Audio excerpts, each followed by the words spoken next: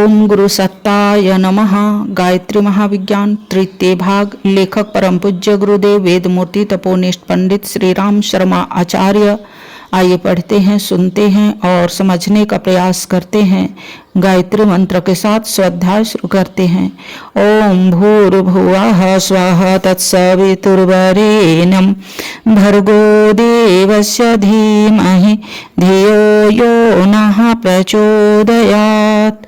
स्पर्श साधना। एक बर्फ या कोई अन्य शीतल वस्तु शरीर पर 1 मिनट लगाकर फिर उसे उठावें और 2 मिनट तक अनुभव करें कि वह ठंडक मिल रही है।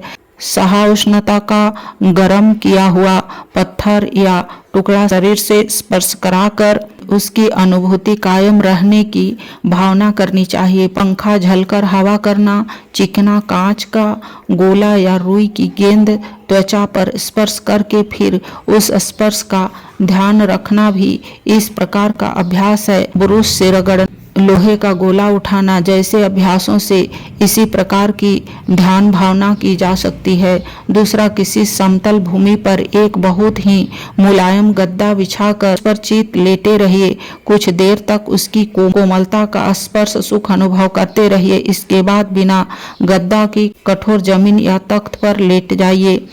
कठोर भूमि पर पड़े रहकर कोमल गद्दे के स्पर्श की भावना कीजिए। फिर पलटकर गद्दे पर आ जाइए और कठोर भूमि की कल्पना कीजिए। इस प्रकार भिन्न परिस्थिति में भिन्न वातावरण की भावना से तितिक्षा की सिद्धि मिलती है। स्पर्श साधना की सफलता से शारीरिक कष्टों को हंसते हंसते सहने की शक्ति पैदा होती है। स्पर्श साधना से तितिक्षा की सिद्धि मिलती है। सर्दी, गर्मी, वर्षा, चोट, फोड़ा, दर्द आदि से जो शरीर को कष्ट होते हैं उनका कारण त्वचा में जल की तरल फैले हुए ज्ञान तंतु ही है। यह ज्ञान तंतु छोटे से आघात, कष्ट या अनुभव को मस्तिष्क तक पहुंचाते हैं। तद अनुसार मस्तिष्क को पीड़ा का भान होने लगता है। कोकीन का इंजेक्शन लगाकर इन ज्ञान तंतुओं को शिथिल कर दिया जाए तो ऑपरेशन करने में भी उस स्थान पर पीड़ा नहीं होती। कोकीन इंजेक्शन तो शरीर को पीछे से हानि भी पहुंचाता है, पर स्पर्श साधना द्वारा प्राप्त हुई ज्ञान तंतु नियंत्रण शक्ति किसी प्रकार की हानि पहुंचाना तो दूर, उल्टी नाड़ी संस्थान के अनेक विकारों को दूर करने में सफल होती है। साथ ही शारीरिक पीड़ाओं का भान भी नहीं होने देती। भीष्म पितामह उत्तरायण सूर्य आने की प्रतीक्षा में कई महीने बाणों में छिदे हुए पड़े रहे थे। तिल तिल शरीर में बाण लगे थे, फिर भी कष्ट से चिल्लाना तो दूर, वे उपस्थित लोगों को बड़े ही गूढ़ विषयों का उपदेश देते रहे। ऐसा करना उनके लिए तभी संभव हो सका जब उन्हें तितिक्षा की सिद्धि थी, अन्यथा हजारों बाणों में छिदा होना तो दूर, एक सुई का कांटा लग जाने पर लोग होशवास भूल जाते हैं। इस पर साधना से चित्त की वृत्तियां एकाग्र होती है। मन को वश में करने से जो लाभ मिलते हैं उनके अतिरिक्त तितिक्षा की सिद्धि भी साथ में हो जाती है, जिससे कर्मयोग एवं प्रकृति प्रवाह से शरीर को होने वाले कष्टों को भोगने से साधक बच जाता है। मन को अज्ञानुवर्ती, नियंत्रित, अनुशासित बनाना जीवन को सफल बनाने की अत्यंत महत्वपूर्ण समस्या है।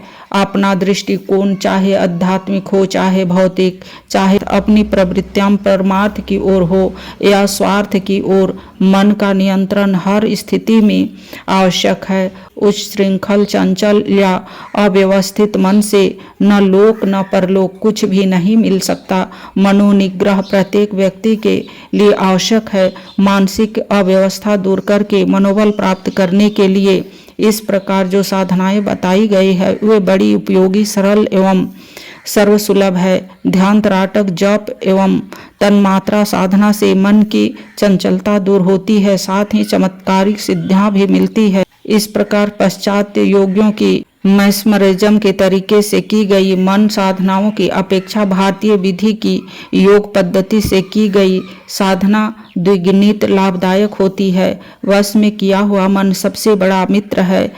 सांसारिक और आत्मिक दोनों ही प्रकार के अनेक ऐसे अद्भुत उपहार निरंतर प्रदान करता रहता है जिन्हें पाकर मानव जीवन धन्य हो जाता है। सूर्यलोक में ऐसा कल्प वृक्ष बताया जाता है जिसके नीचे बैठकर मनचाहे कामनाएं पूरी हो जाती है। मृत्यु लोक में वश में किया हुआ मन ही कल्प वृक्ष है। यह परम सौभाग्य जिसे प्राप्त हो गया उसे अनंत ऐश्वर्य का आधिपत्य ही प्राप्त हो गया समझिए। अनियंत्रित मन अनेक विपत्तियों की जड़ है। अग्नि जहाँ रखी जाएगी उसी स्थान को जलावेगी। जिस देह में असंयत मन रहेगा उसमें नित नई विपत्तियां, कठिनाइयां, आपदाएं, बुराइयां बरसती रहेंगी। इसलिए अध्यात्म विद्या के विद्वानों ने मन को वश में करने की साधना को बहुत ही महत्वपूर्ण माना है।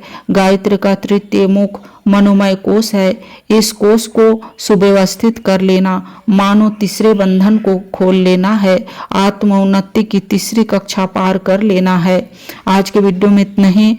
अगले वीडियो में विज्ञानमय कोश के बारे में पढ़ेंगे और समझेंगे। लाइक, सब्सक्राइब और शेयर करें। धन्यवाद। ओम शांति।